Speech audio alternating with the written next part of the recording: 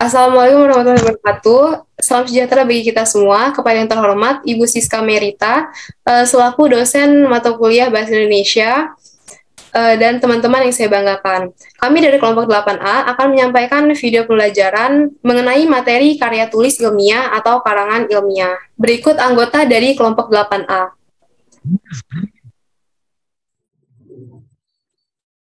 Baik, terima kasih. Perkenalkan, nama saya Dery Sandi dengan NPM 2111031023.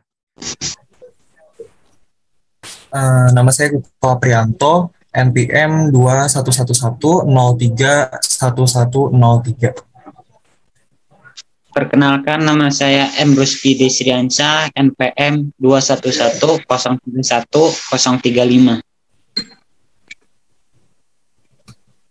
Perkenalkan, nama saya Muhammad Habibi dengan NPM 2110311078. Perkenalkan, nama saya Muhammad Iqbal dengan NPM 2151031006. Perkenalkan, nama saya Nafila Sofa Zahra dengan NPM 211110311041. Perkenalkan, nama saya Sanji Agatha dengan nomor NPM 2111031051. Materi yang pertama akan disampaikan oleh Dery Sandi. Di sini saya akan menjelaskan mengenai pengertian karya tulis ilmiah. Pengertian karya tulis ilmiah adalah karya tulis yang dibuat untuk memecahkan suatu permasalahan dengan landasan teori dan metode-metode ilmiah. Biasanya, karya ilmiah berisikan data, fakta, dan solusi mengenai suatu masalah yang diangkat. Penulisan karya ilmiah dilakukan secara runtut dan sistematis.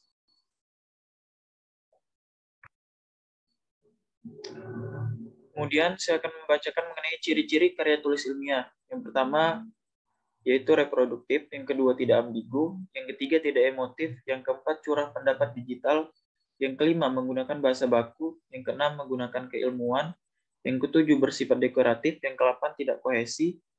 Dan yang terakhir, yaitu menggunakan kalimat efektif. Sekian dari saya. Untuk selanjutnya, saya kembalikan kepada moderator.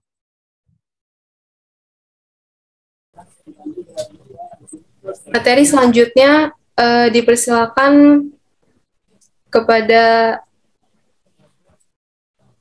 Kuku Aprianto. Baik, terima kasih kepada moderator.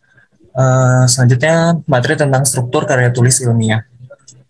Terdiri atas 3 bagian. Yang pertama adalah pendahuluan, yang kedua isi dan pembahasan, yang ketiga adalah kesimpulan. Pendahuluan. Bagian pendahuluan berisikan dasar-dasar penelitian ilmiah yang dilakukan, masalah yang diangkat, dan mekanisme penyelesaian masalah itu sendiri. Yang kedua adalah isi dan pembahasan. Bagian isi dan pembahasan ini bisa terdiri dari 1 atau lebih bab. Jumlah bab pada bagian ini bergantung seberapa pelik pembedahan dan pembahasan dari bahan penelitian. Yang ketiga adalah kesimpulan. Bagian kesimpulan berisikan kesimpulan dari hasil analisis pada bagian isi dan pembahasan. Kesimpulan yang disampaikan pada bagian ini berupa penjelasan singkat dan padat mengenai hasil analisis. Biasanya, bagian ini hanya terdiri dari 1 bab. Selanjutnya,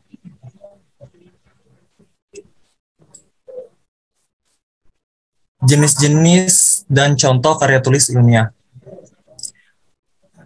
Karya tulis ilmiah merupakan hasil pemikiran ilmiah seseorang yang ingin mengembangkan ilmu pengetahuan, teknologi, dan seni yang diperoleh melalui kepustakaan, kumpulan pengalaman, penelitian, dan pengetahuan orang lain sebelumnya. Contoh dari karya tulis ilmiah ada 5. Yang pertama adalah skripsi. Skripsi adalah karya ilmiah untuk memenuhi persyaratan mengakhiri studi S1 dan mencapai gelar sarjana. Yang kedua adalah tesis. Tesis adalah tulisan ilmiah yang disusun untuk memenuhi persyaratan menempuh ujian S2 dan mencapai gelar magister. Yang ketiga adalah disertasi. Disertasi adalah tulisan ilmiah yang disusun untuk mencapai derajat akademis doktorat atau S3. Yang keempat adalah makalah.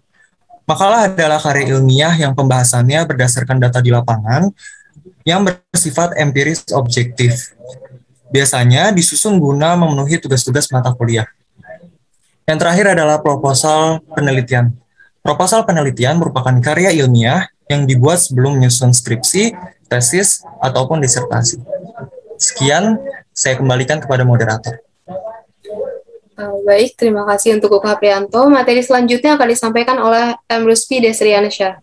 Kepada M. Ruspi Desriansyah, dipersilakan. Baik, saya akan menjelaskan jenis-jenis dan contoh karya tulis non-ilmiah. Karya tulis non-ilmiah merupakan karangan yang menyampaikan fakta pribadi tentang pengetahuan dan pengalaman dalam kehidupan sehari-hari, bersifat subjektif dan tidak didukung fakta umum, dan biasanya menggunakan gaya bahasa yang populer. Berikut contoh-contoh karya tulis non-ilmiah, yaitu dongeng, cerpen, novel, drama, dan roman. Dongeng merupakan suatu kisah yang diangkat dari pemikiran fiktif dan kisah nyata menjadi suatu alur perjalanan hidup dengan pesan moral yang mengandung makna hidup.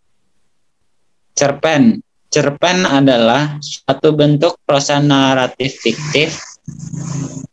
Ceritanya cenderung padat dan langsung pada tujuannya dibandingkan karya-karya fiksi yang lebih panjang. Novel adalah sebuah karya fiksi prosa yang ditulis secara naratif. Drama adalah suatu bentuk karya sastra yang memiliki bagian untuk diperankan oleh aktor. Kelima, roman adalah sejenis karya sastra dalam bentuk prosa atau gancaran yang isinya melukiskan perbuatan pelakunya menurut watak dan isi jiwa masing-masing. Jenis-jenis dan contoh karya tulis ilmiah populer. Karya tulis ilmiah populer merupakan suatu karya yang dituliskan dengan menggunakan bahasa yang populer di kalangan masyarakat dan menarik untuk dibaca. Berikut adalah contoh-contoh dari karya tulis ilmiah populer. Artikel adalah karangan faktual secara lengkap dengan panjang tertentu yang dibuat untuk dipublikasikan dan bertujuan untuk menyampaikan gagasan dan fakta yang dapat meyakinkan, mendidik, dan menghibur. Resesi adalah suatu tulisan atau ulasan mengenai nilai sebuah karya, baik itu novel, majalah, atau yang lain-lain. Resum atau ringkasan adalah kajian karangan atau peristiwa panjang dalam bentuk yang singkat dan efektif. Sinopsis adalah ikhtisar karangan yang biasanya diterbitkan bersama-sama dengan karangan asli yang menjadi dasar sinopsis itu. Sekian dari saya kembalikan ke moderator. Baik, terima kasih kepada M. Ruspi Desriansyah. Materi selanjutnya akan disampaikan oleh Muhammad Habibi. Kepada Muhammad Habibi, dipersilakan. Pengertian dari karangan ilmiah. Karangan ilmiah merupakan suatu karangan atau tulisan yang diperoleh sesuai dengan sifat keilmuannya dan didasari oleh hasil pengamatan, peninjauan, penelitian dalam bidang tertentu, disusun menurut metode tertentu dengan sistematika yang bersantun, berbahasa, dan isinya dapat dipertanggungjawabkan kebenarannya. Next. Ciri-ciri dari karangan ilmiah. Ciri-ciri umumnya ialah yang pertama, struktur sajian. Struktur sajian karangan ilmiah sangat ketat, biasanya terdiri dari bagian awal atau pendahuluan, bagian inti atau pokok pembahasan, dan bagian penutup. Bagian awal merupakan pengantar ke bagian inti, sedangkan inti merupakan sajian gagasan pokok yang ingin disampaikan yang dapat terdiri dari beberapa bab atau subtopik. Bagian penutup merupakan impunan pokok pembahasan serta rekomendasi penulis tentang tindak lanjut gagasan tersebut. Yang kedua, komponen dan substansi. Komponen karangan ilmiah bervariasi sesuai dengan jenisnya, namun semua karangan ilmiah mengandung pendahuluan, bagian inti, penutup, dan daftar pustaka. Artikel ilmiah yang dimuat dalam jurnal mempersyaratkan adanya abstrak. Yang ketiga, sikap penulis. Sikap penulis dalam karangan ilmiah adalah objektif, yang disampaikan dengan menggunakan gaya bahasa impersonal, dengan banyak menggunakan bentuk pasif. Tanda menggunakan kata ganti orang pertama atau kedua. Yang terakhir, penggunaan bahasa. Bahasa yang digunakan dalam karangan ilmiah adalah bahasa baku yang tercermin dari pilihan kata atau istilah dan kalimat-kalimat yang efektif dengan struktur yang baku. Terima kasih, saya kembalikan ke moderator. Baik, terima kasih pada Muhammad Habibi. Materi selanjutnya disampaikan oleh Muhammad Iqbal. Kepada Muhammad Iqbal, dipersilakan. 2. Ciri-ciri lainnya. 1. Kejelasan. Artinya semua yang dikemukakan tidak samar-samar. Pengungkapan maksudnya tepat dan jernih. Yang kedua, kelugasan. Pembicaraan langsung pada hal yang pokok. Yang ketiga, keseksamaan. Artinya berusaha untuk menghindari diri dari kesalahan dan kehilafan betapapun kecilnya. Yang keempat, ketuntasan. Segi masalah dikupas secara mendalam dan selengkap-lengkapnya. 5. Kelogisan. Keterangan yang dikemukakan masuk akal. 6. Keobjektifan.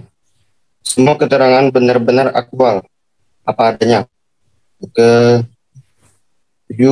Kesistematisan. Semua yang dikemukakan disusun menurut urutan dan yang memperlihatkan kesinambungan.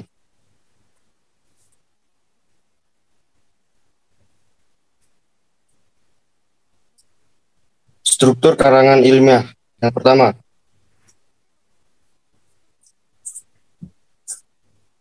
halaman judul.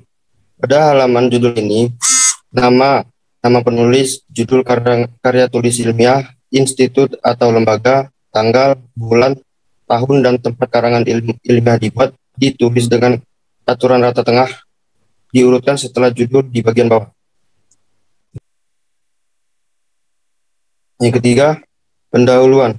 Pendahuluan biasanya menceritakan alasan penulis melakukan penelitian, apa yang melatar belakangi penelitian ini dilakukan, menceritakan tujuan serta manfaat dari karangan ilmiah ini dibuat. 4. Kerangka teoritis. Kerangka teori merupakan garis besar rancangan konsep sistematis yang menjadi panduan sebuah penelitian.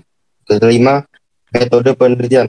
Metode penelitian merupakan langkah-langkah yang dilakukan dengan seorang peneliti untuk memperoleh hasil yang tepat dari penelitiannya tersebut. Biasanya metode ini yang dipakai adalah metode kualitatif. Selanjutnya, pembahasan berfungsi menjelaskan tujuan, manfaat, metode, kerangka teori, serta rumusan masalah yang disertai dengan data-data yang diperoleh.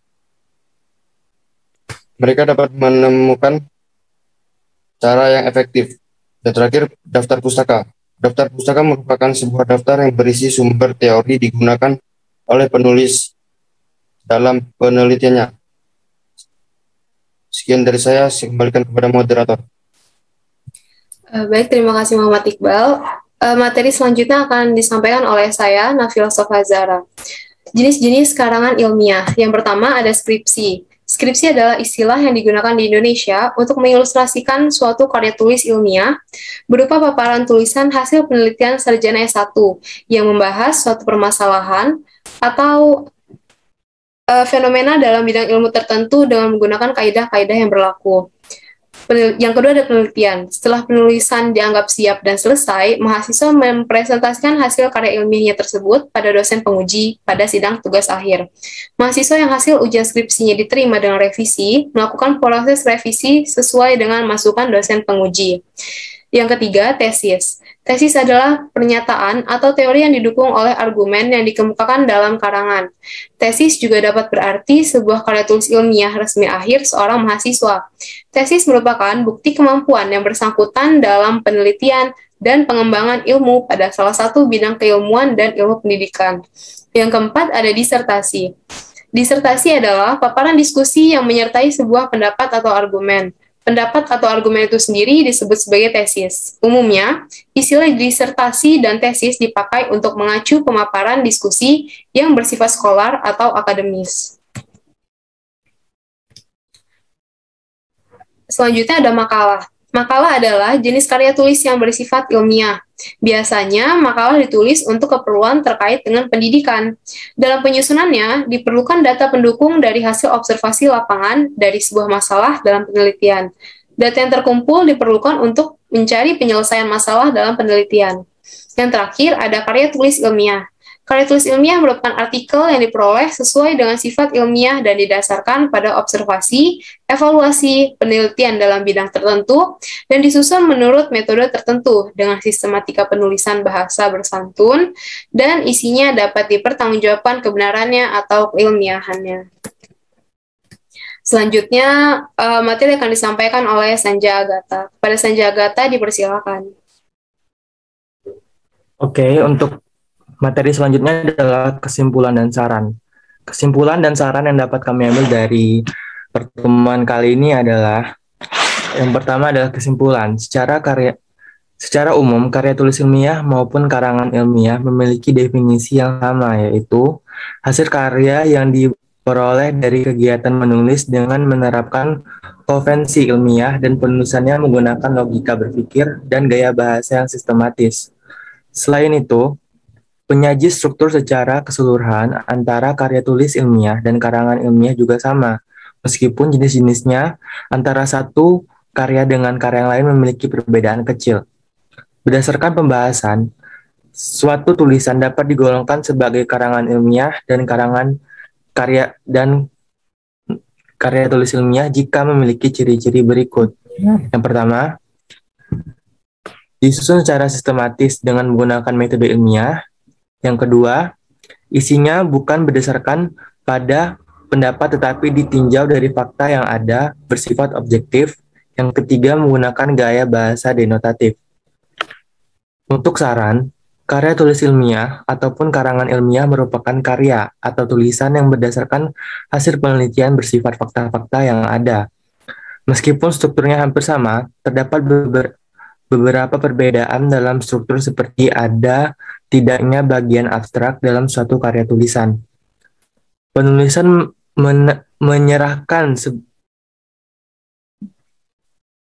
Penulis menyarankan sebaiknya bagi seorang yang ingin melakukan penulisan dipahami lebih dulu penelitian apa yang akan dilakukan dan jenis karya tulis atau karangan ilmiah apa yang akan dibuat, karena hasilnya nanti pasti akan dibaca oleh orang lain, mungkin saja menjadi bahan acuan. Oleh karena itu, menulis dengan sepenuh hati, ikuti dan tulis semua struktur berdasarkan jenis karya tulis ilmiah yang dipilih dan serta fakta-fakta atau pemikiran logis supaya pembaca tidak kebingungan ataupun bertanya-tanya ketika membaca karya tulis ilmiah atau karangan ilmiah kita. Oke, terima kasih. Baik, sekian yang dapat kami sampaikan. Semoga dapat bermanfaat, dan apabila ada kesalahan, kami mohon maaf. Saya ucapkan terima kasih. Wassalamualaikum warahmatullahi wabarakatuh.